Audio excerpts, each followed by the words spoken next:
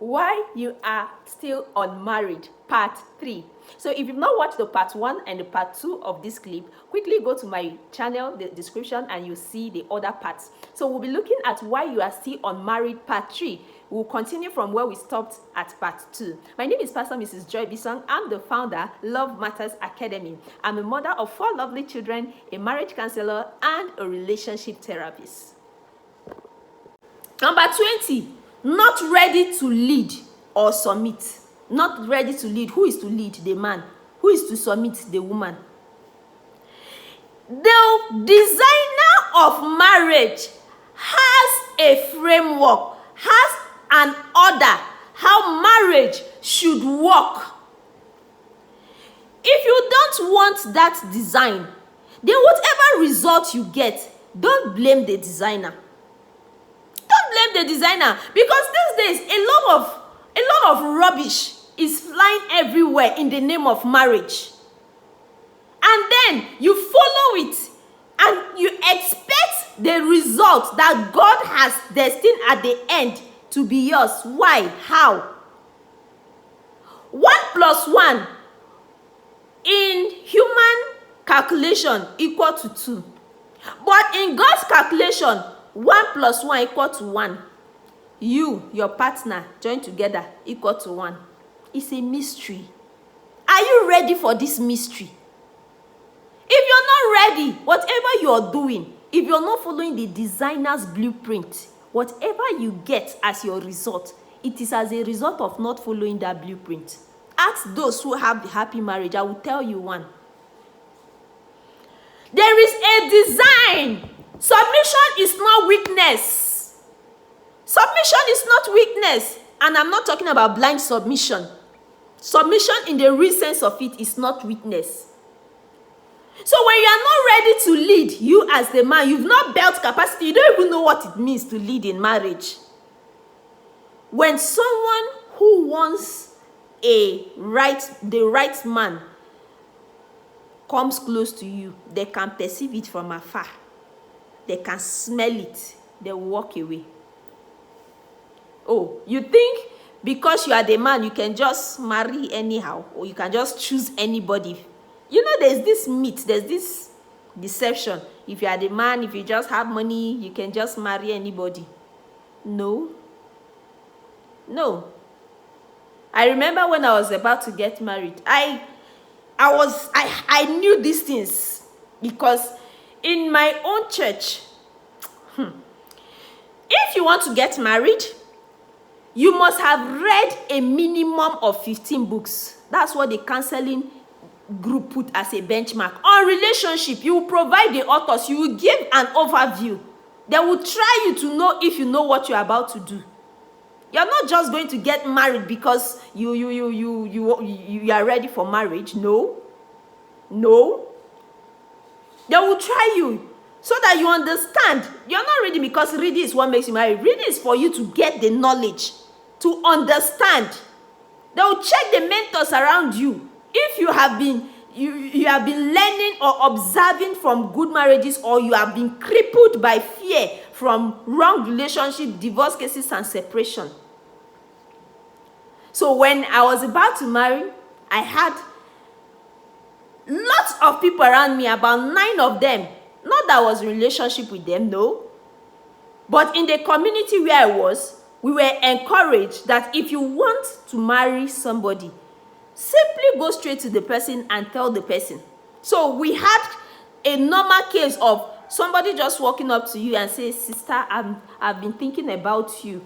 I don't know if God lays it in your heart. Can we start a relationship for marriage?" So I had about 9 of them. I did not marry 9 of them. I chose the one that God led me to marry. So if you are the man thinking that I would have accepted your proposal just because you had the money, you would have been wrong. And there are many people that are still like me, in fact, that have stricter standards than me out there. So just because you have the money to be able to provide does not qualify you to be every lady's guy, every lady's dream. Work on your spiritual life. Get ready. Understand what it means to lead as a man in marriage. Marriage has an order. Marriage has a way God made it that you should, and that is the man being the head, be the leader, the woman submitting. So if you are not ready to lead, or you, the lady, you are not ready to submit, men and women are equal. You are the advocate of men and women are equal, and then you don't submit. You don't know what is submission. You are not ready for marriage, please. I'm sorry, you're not ready for marriage. Ephesians chapter 5 verse 21 to 33 talks about mutual submission. So wives, submit to your husband. Please, it did not say women should submit to men. I heard somebody say, but even the Bible say women to submit to men. It is not written anywhere in the Bible. When you say women should submit to men, it means every woman, wherever you see a man, submit to that man. That is what it means. But it say wives, submit to husbands. That means all wives submit to your wife, you submit to your husband. That is the meaning. If you have a husband, submit to your husband. That is the meaning. It didn't say submit to all men. So that you don't go about messing yourself up and thinking you are submitting according to the Bible. That's blind submission. The man is to lead like Christ led the church, or Christ is the husband of the church. Sacrificial love. When ladies especially bring their proposed husbands for us for counseling, sometimes in my heart, I weep. Do you know what it means for somebody to love you like Christ? That you are bringing somebody who cannot even sacrifice a penny for you, does not even love himself. Somebody sacrificing like Christ. Christ died for the church. Can this person die for you? Die for you? Can this person stand by you in any hardship? I heard of a story of a lady. She was traveling to her fiance's place for counseling, and she had an accident, and one of her legs got amputated in the process. And that was the end of the marriage. This is somebody you want to sacrifice for you, like Christ sacrificed for you. Listen up, ladies. When you're telling a man to marry you, you're telling that man that they should sacrifice for you and love you like Christ did for the church. Look at that person that you're eyeing. Look at that person you're in relationship with. Look at the kind of person you're looking for. Can they do that? If your answer is no, then you have not found the right person. You have not. If what is enticing you, attaching you to them is their physical looks, their pockets. These days, most women are after the money, because the wedding view, the fantasy of wedding has consumed their thoughts, and they cannot imagine a man that cannot fuel such a wedding. They are not preparing for marriage, they are just preparing for weddings. But when it comes to the real situations, realities of marriage, they'll come to understand that it wasn't ever about the fantasy of the wedding. It was something much deeper. It was something much deeper. It was something much deeper. So not being ready to lead or ready to submit is one of the reasons why you may be stuck for a long time. Number 21, misuse of relationships or testing people. Misuse of relationship or testing people. You know, some people trivialize what they do in relationship and then wonder why the results they get in marriage are the way they are. Even if you are the one that is testing people, it's affecting you. You use this one, dump. You use that one, you dump. You don't care about people's feelings. For you, you are catching fun. You are digging your grave.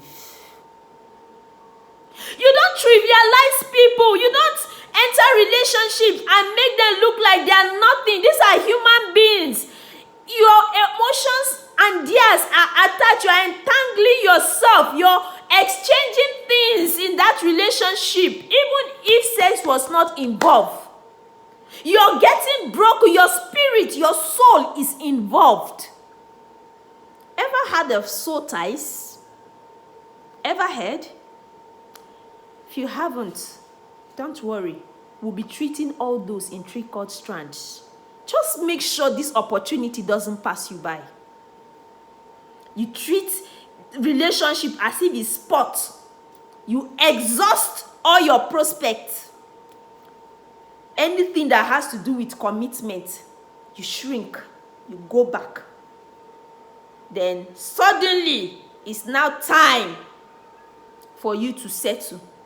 Even if it's not yet time for you, as at this moment that I'm talking, a time will come when you want to settle down. It's going to be difficult for you.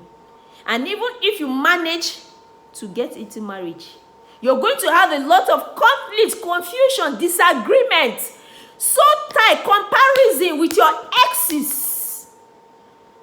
You're going to be rude.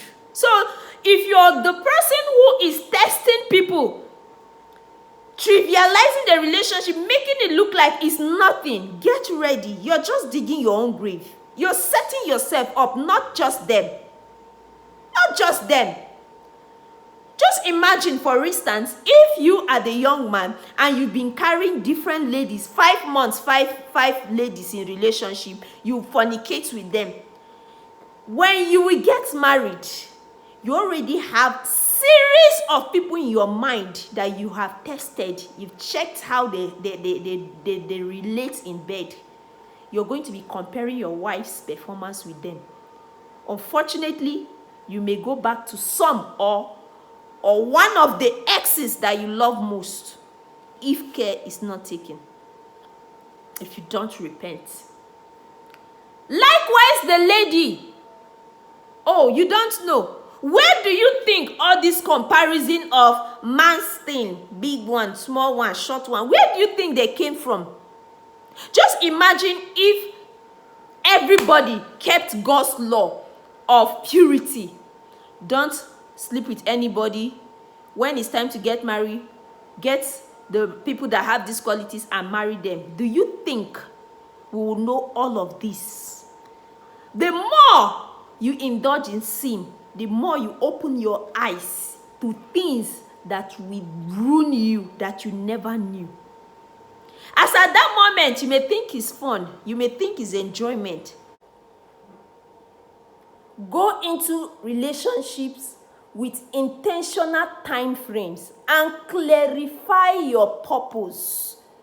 Clarify your purpose. Don't just enter and just do anything goes. You're just trying people.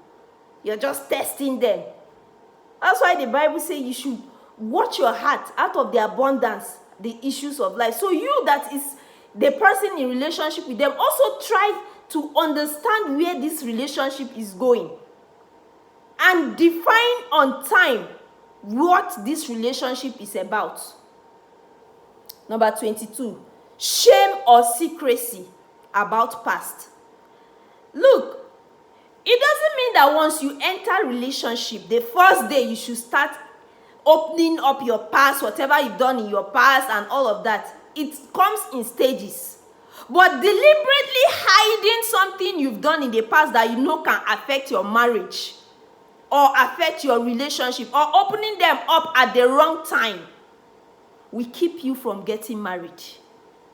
So you had a child or children out of wedlock, and in your first outing with the person you're intending to marry, you start exposing all of that. Or you hide them. Then on the wedding night, just a night to the wedding, you start opening up that you have this kind of. Come on. You don't hide certain things. You don't. Hiding past sins or mistake can crush your relationship once they are discovered. Can crush and ruin them.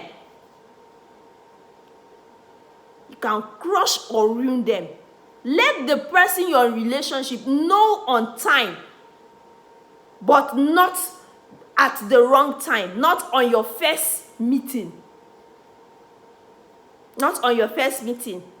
So you confess in a safe place, in a staged manner, or you just get counseling on timing, please. Just get the counseling so that somebody holds your hand and guide you. Number 23, comparing to others. Comparing to others, or jealousy of peers. You are comparing yourself with your peers, or you are jealous of them. So you want to rush into marriage. Then that rush now makes you to become desperate. And if there is anything that is easy to smell from afar, it's a desperate person. It will repel your partner, be you a boy, be you a guy, be you a young lady or a young man. Once you are desperate for marriage, the person you want to marry will know. They don't need any discernment, they will know. And it will turn them off. It's scary. Just imagine you met somebody yesterday and the next day you're saying you want them to be married, you want to marry them in the next 3 months, you cannot wait. They begin to even wonder, oh, is there something else? A decision that I'm supposed to make that will affect the rest of my life. I have just less than 3 months to make them, and I've not known this person for up to a day. That's desperation.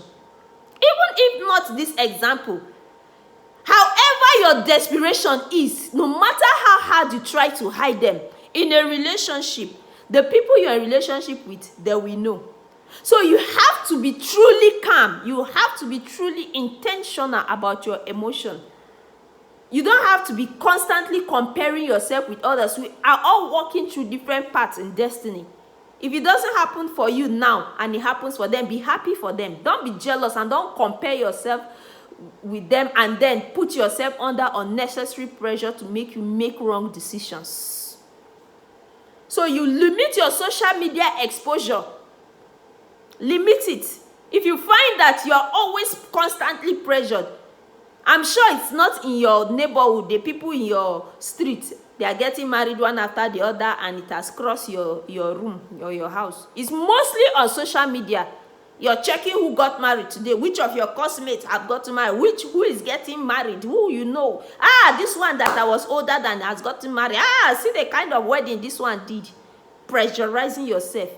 If you are in that kind of situation, simply go on social media fasting.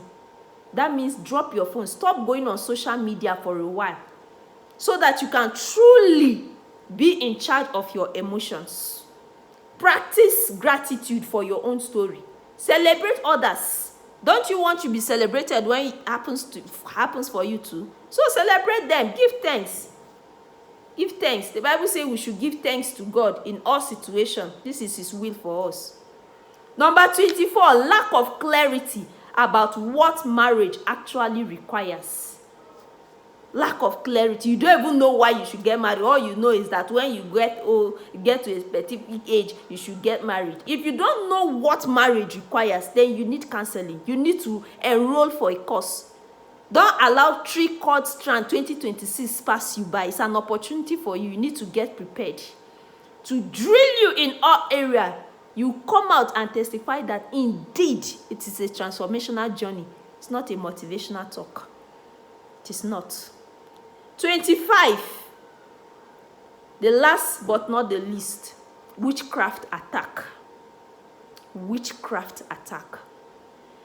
You see, witchcraft attack is one that is not discerned by some principles or, some list that you just say, this is, no, it has to be discerned. And so I'm not going to say, what I'm going to say now is the only criteria you should use to judge your case that you are under witchcraft attack. If you think that you're under witchcraft attack, then first of all, reach out to us. We will diagnose and check every other area so that you are not erroneously applying this to your life. Because it's so easy when things are not working. Maybe the reason why the relationship didn't end in marriage was lack of communication, poor communication. Then you say, it's witchcraft attack. Or because you're doing same thing, not necessarily witchcraft attack, but same wrong thing, and it's making your relationship not to transcend to marriage, you say you're under witchcraft attack. We have to discern it. But here are likely principles or likely signs that you may be under witchcraft attack. Number 1, persistent, unexplained relationship breakdowns.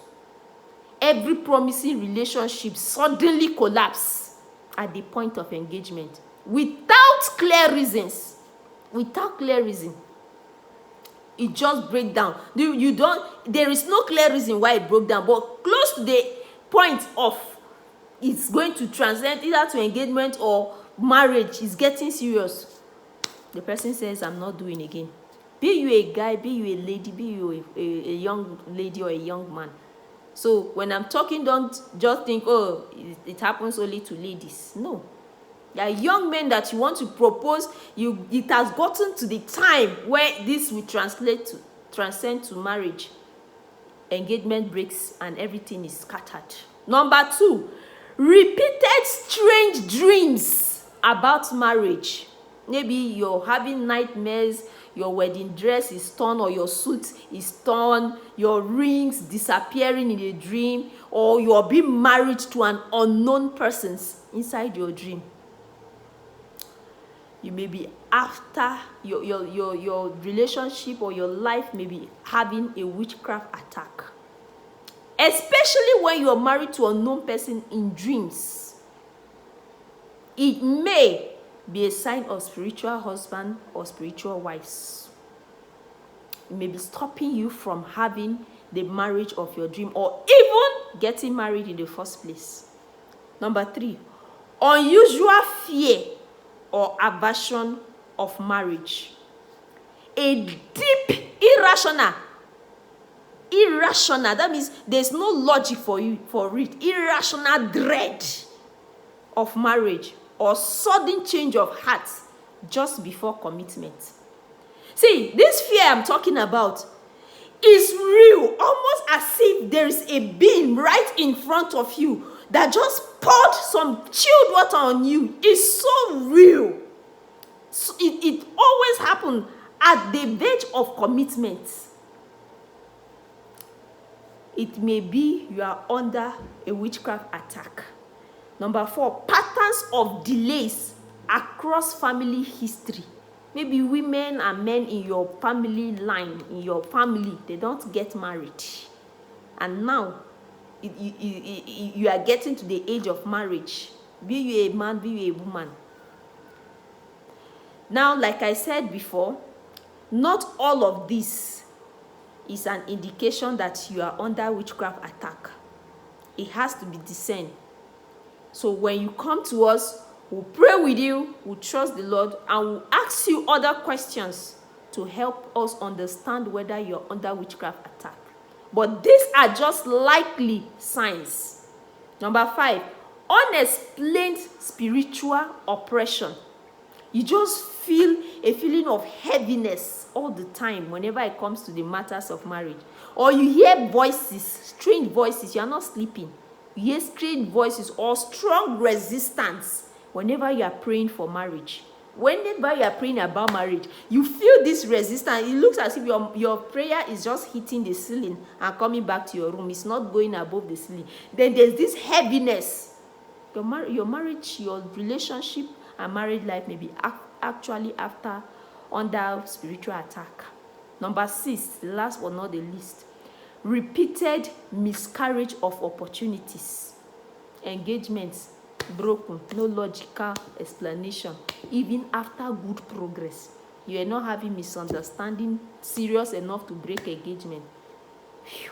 Not first time, not second time, not third time. You've thought about this, but you've not really known where the issue is from.